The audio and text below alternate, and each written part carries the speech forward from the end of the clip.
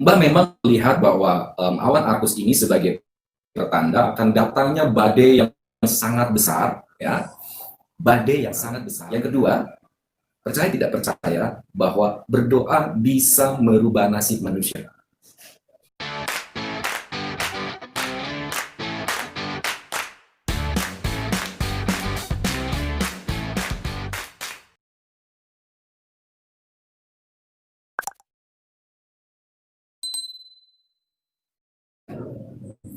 Alhamdulillah wa syukurillah wa ni'matillah wa barakallah. Oke guys, dengan Mbak Mijan tentunya.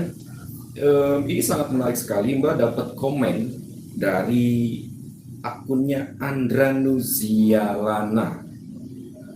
Dia bertanya tentang apa, coba lihat langit di Aceh hari tadi. Apa itu pertanda atau apa, katanya guys ya. Tuh guys tuh. Dan Mbak juga sudah mengantongi video. Oke. Fantastis sekali ya guys. Jadi awan ini luar biasa. Dia membentuk gumpalan gulungan yang seolah-olah menyerupai gulungan ombak ibarat tsunami gitu.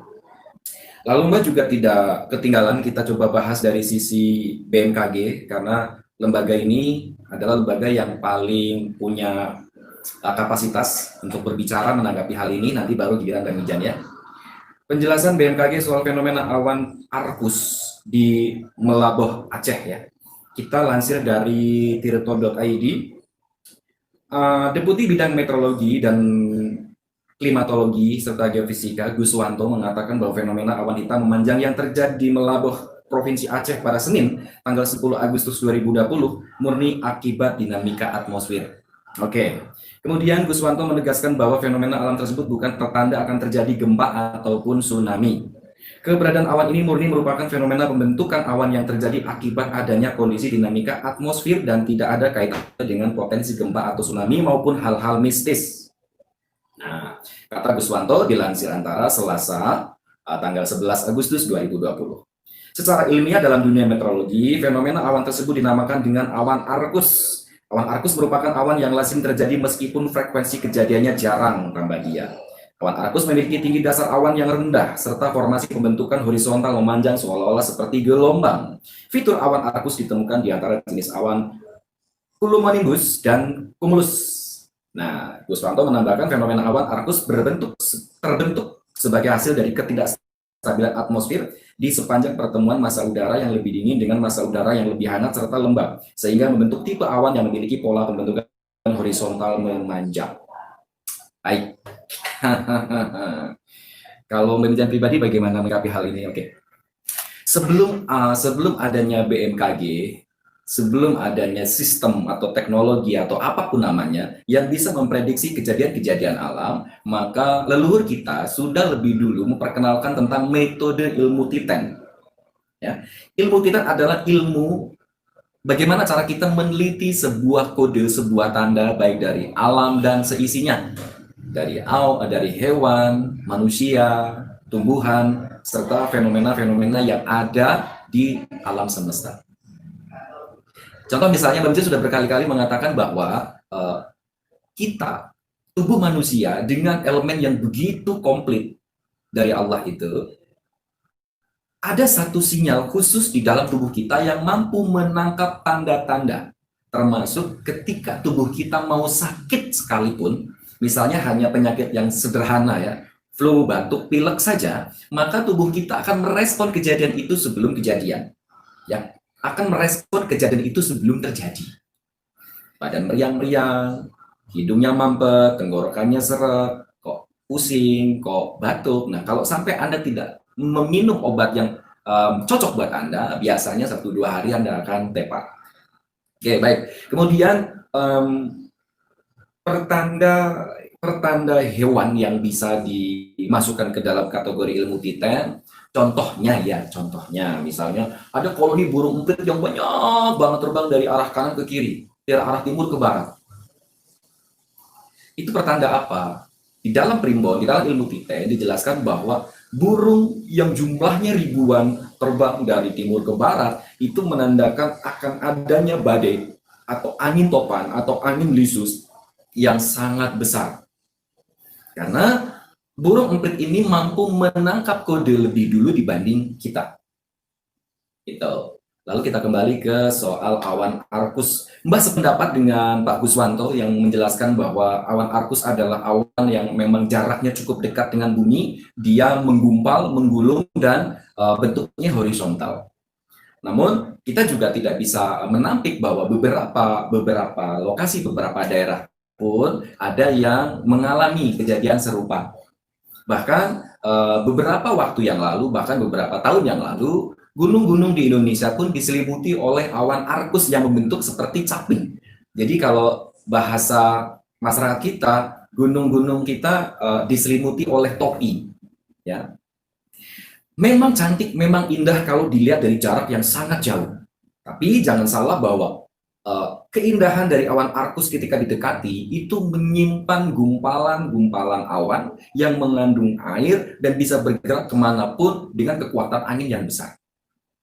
Logisnya adalah hanya angin yang sangat besar yang mampu mengumpulkan awan-awan tersebut membentuk sebuah rupa. Tanpa kekuatan angin yang besar, awan itu akan berjalan begitu normal saja.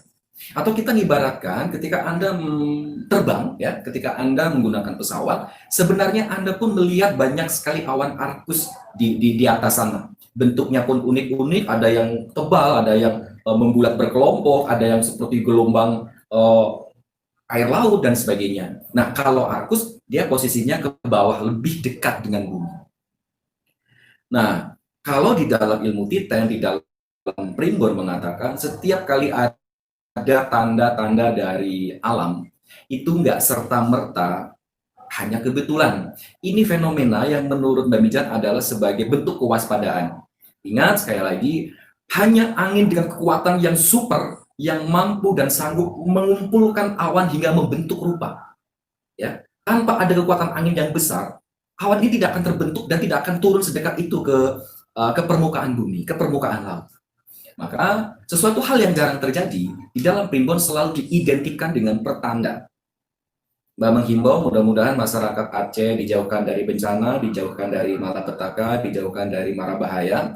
Mbak memang melihat bahwa awan arkus ini sebagai pertanda akan datangnya badai yang sangat besar, ya, badai yang sangat besar dan mungkin Mbak melihat air yang tapi air darat ya, Mbak melihat air darat yang curahnya cukup dahsyat. Jadi Mbak melihat hujan yang curahnya cukup dahsyat, Mbak juga melihat ada angin yang sangat besar. Tapi secara keseluruhan bahwa inilah bentuk kecintaan dari Allah, bentuk kecintaan dari Tuhan terhadap umatnya. Sebelum hal itu terjadi, diberilah tanda. Maka selamatlah Anda, bersyukurlah Anda, bagi Anda yang menyadari bahwa apapun yang terjadi, kita harus tetap waspada, hati-hati, dan berdoa. Gitu. Nah, kita harus peka. Kadang-kala manusia sekarang itu lebih senang mengabaikan apapun termasuk pertanda alam. Manusia sekarang tuh jarang sekali peka dan manusia sekarang sudah mulai melupakan sebuah sejarah. Harapan Remijan dengan adanya awan arkus ini, justru bagaimana caranya kalian bisa terhindar dari apapun yang terjadi seandainya memang angin besar dan curah hujan tinggi mengguyur Aceh. Satu, kita harus berdoa. Yang kedua, percaya tidak percaya bahwa berdoa bisa merubah nasib manusia, ya, dan berbagi bisa menghindarkan bencana. Itu Mbak berkali-kali mengatakan dari zaman nggak tahu kapan, berdoa bisa merubah nasib manusia, berbagi bisa menghindarkan bencana. Jadi kalau Anda mau, Anda berlakukan sekarang, siapa tahu dengan Anda berdoa dan berbagi, kemudian dalam jumlah yang sangat banyak, Allah akan menggeser itu bencana hingga akhirnya tidak terjadi di Aceh. Pokoknya kita tetap kembali berpikiran positif, kembali berpikir yang logis. Mbak sangat setuju dengan analisa dan keterangan dari BMKG. Dan Mbak hanya memadukan antara ilmu Titen dengan ilmu Primbon, serta melihat analisa dari beberapa tempat setiap kali ada awan arkus yang menghampiri setiap daerah, memang setelahnya akan ada angin yang sangat dahsyat atau ada curah hujan yang sangat sangat besar, sangat dahsyat yang bisa mengakibatkan merusak rumah warga atau mungkin mengakibatkan banjir. Tapi kembali lagi bahwa ini hanya sekedar analisa manusia, selebihnya adalah rahasia Allah semata.